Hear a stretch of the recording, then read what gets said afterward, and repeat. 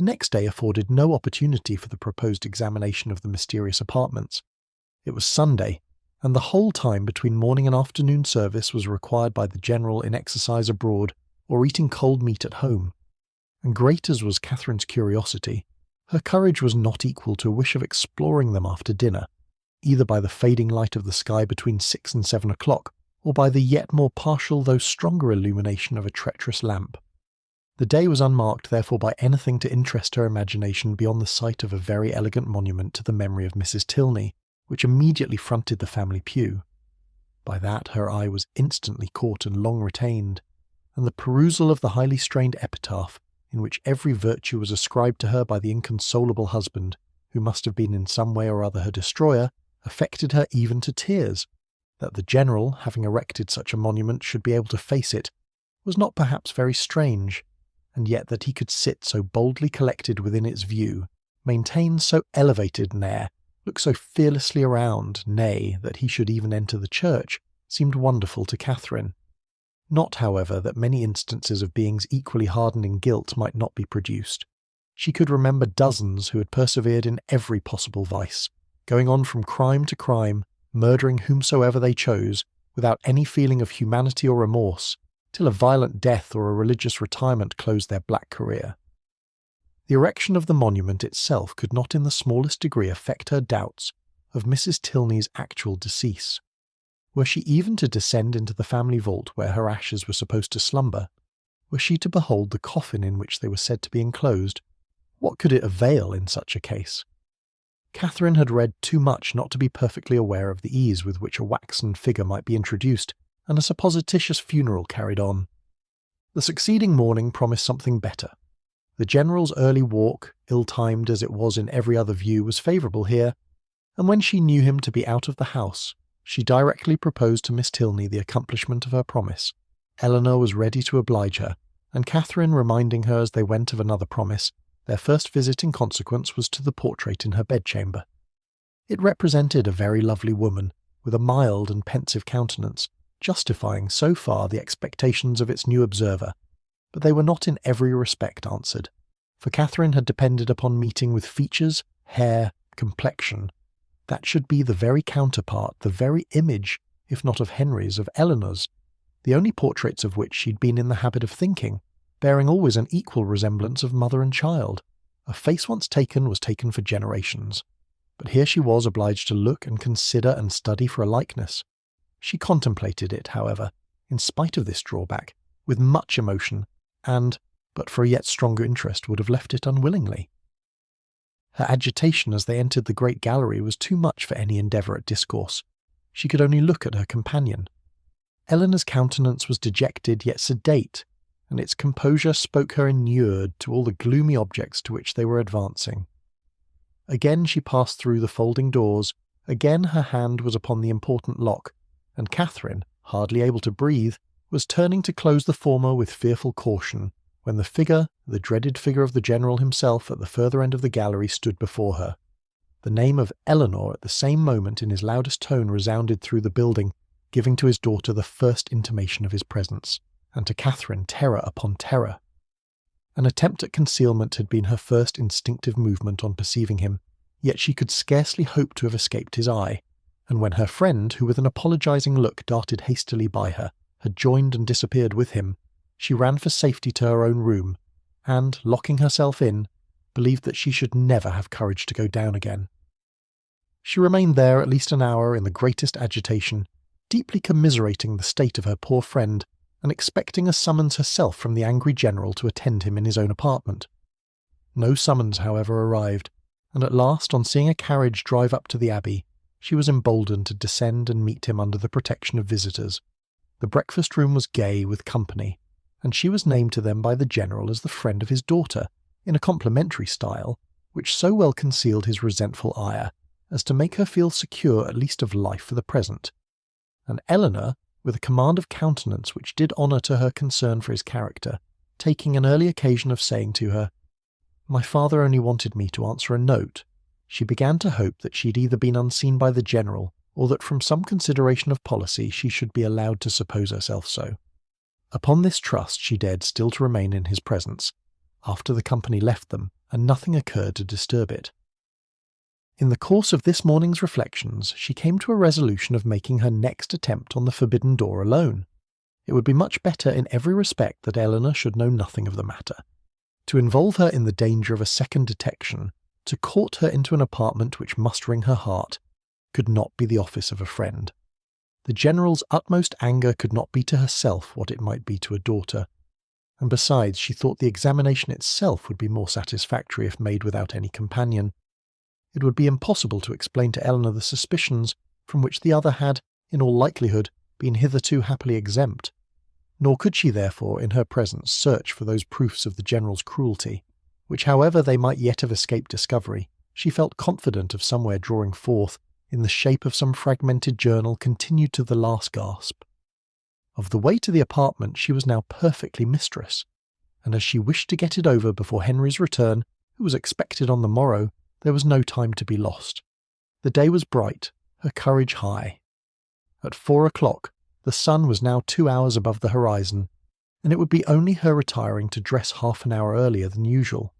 It was done, and Catherine found herself alone in the gallery before the clocks had ceased to strike. It was no time for thought. She hurried on, slipped with the least possible noise through the folding doors, and without stopping to look or breathe, rushed forward to the one in question. The lock yielded to her hand, and luckily with no sullen sound that could alarm a human being. On tiptoe she entered. The room was before her, but it was some minutes before she could advance another step. She beheld what fixed her to the spot and agitated every feature. She saw a large, well-proportioned apartment, and handsome dimity bed, arranged as unoccupied with an housemaid's care, a bright bath stove, mahogany wardrobes, and neatly painted chairs, on which the warm beams of a western sun gaily poured through 2 sash windows. Catherine had expected to have her feelings worked, and worked they were. Astonishment and doubt first seized them, and a shortly succeeding ray of common sense added some bitter emotions of shame.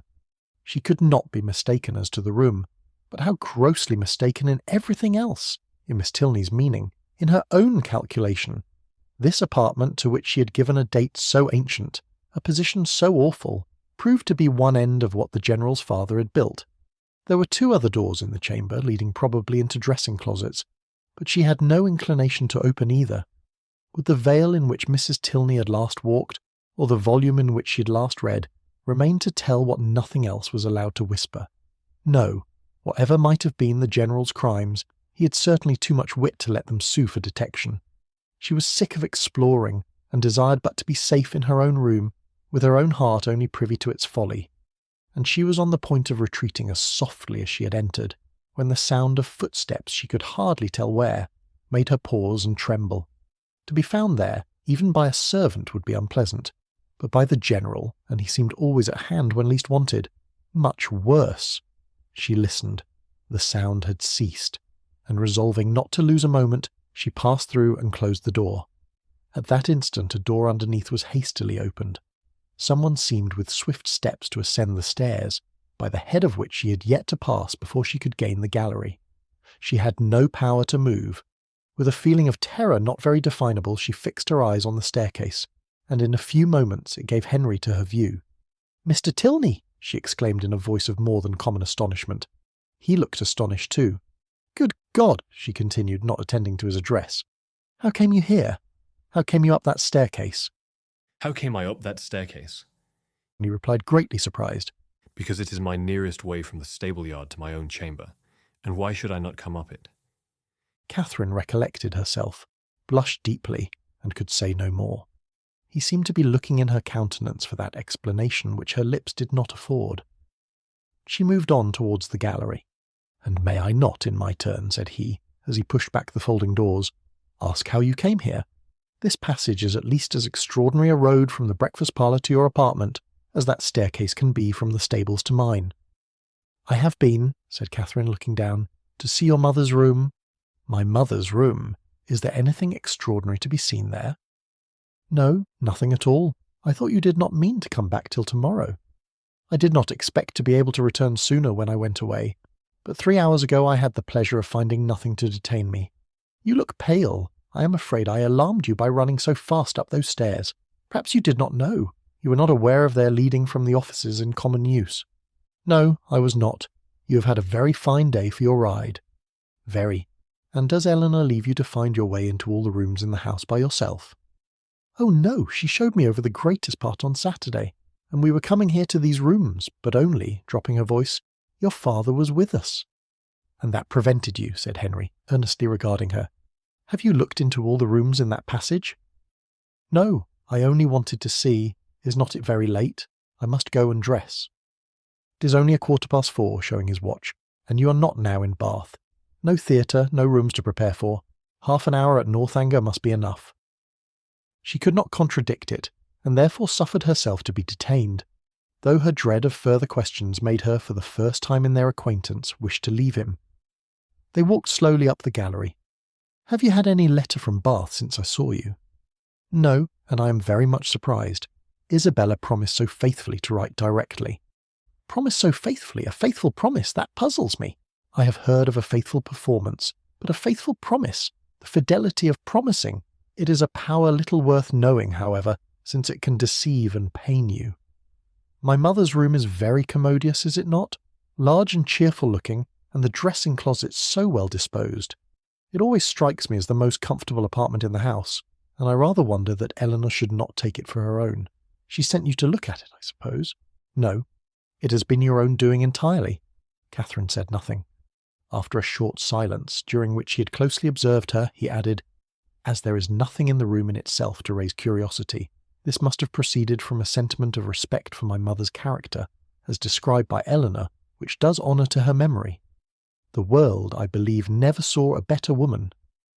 But it is not often that virtue can boast an interest such as this. The domestic, unpretending merits of a person never known do not often create that kind of fervent, venerating tenderness which would prompt a visit like yours. Eleanor, I suppose, has talked of her a great deal?"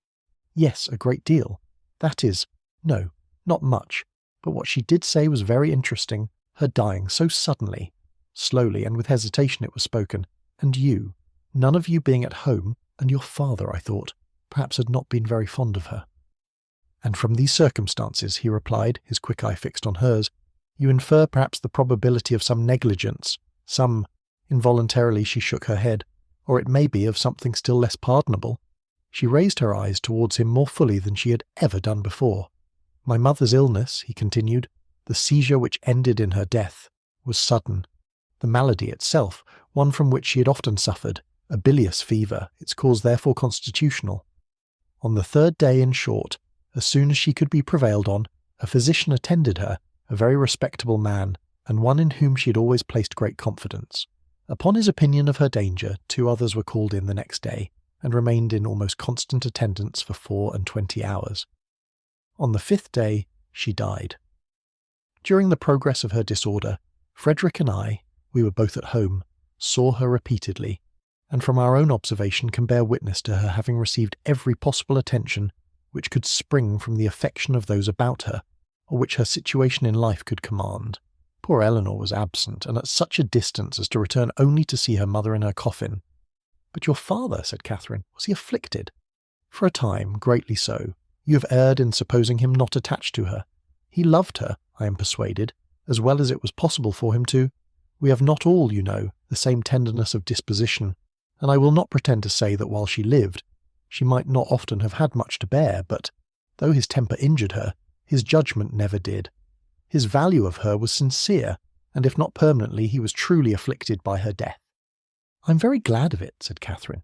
"It would have been very shocking. If I understand you rightly, you had formed a surmise of such horror as I have hardly words to. Dear Miss Morland, consider the dreadful nature of the suspicions you have entertained. What have you been judging from? Remember the country and the age in which we live. Remember that we are English, that we are Christians. Consult your own understanding, your own sense of the probable, your own observation of what is passing around you. Does our education prepare us for such atrocities? Do our laws connive at them? Could they be perpetrated without being known, in a country like this, where social and literary intercourse is on such a footing, where every man is surrounded by a neighbourhood of voluntary spies, and where roads and newspapers lay everything open? Dearest Miss Morland, what ideas have you been admitting?" They had reached the end of the gallery, and with tears of shame she ran off to her own room.